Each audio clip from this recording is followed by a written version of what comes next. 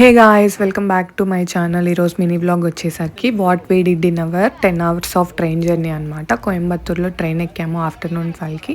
ఇంకా ఎక్కిన వెంటనే లేసేసేసాం అనమాట.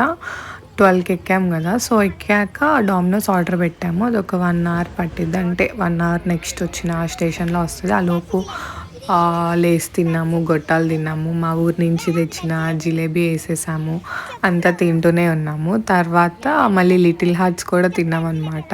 ప్రగతికి ప్యాకెట్ ఫుడ్ అంటే ఎంత ఇష్టమో, అదే అన్నము అవంటే అమ్మగారు బయటకు వస్తూ తినరనమాట, ఇంట్లోనే తింటారు.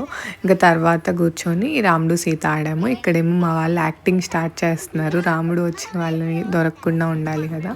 సో ఇంకా తర్వాత డామినోస్ పిజ్జా వచ్చేసింది. డామినోస్ పిజ్జా కూర్చొని తిన్నాము. నేను సందీప్ ఏమో చికెన్ తింటాము, వీళ్ళ ముగ్గురు చికెన్ తినను అన్నారు. జోష్న కూడా తింటానంది కానీ జస్ట్ టేస్ట్ చేస్తుంది, ఇంకా అందుకని వాళ్ళకేమో కార్న్ చీజ్ పిజ్జా ఆర్డర్ పెట్టాము. ఇంకా అది తిన్నాక మళ్ళీ బిస్కెట్స్. ట్రైన్ జర్నీ అంటేనే మేము తింటూనే, ట్రైన్ జర్నీ కాదు అసలు, జర్నీ మొత్తం దాదాపు మాకు ఒక 24 hours ఆఫ్ జర్నీ అయిందనమాట. ఆ జర్నీ మొత్తం తింటూనే ఉన్నాము.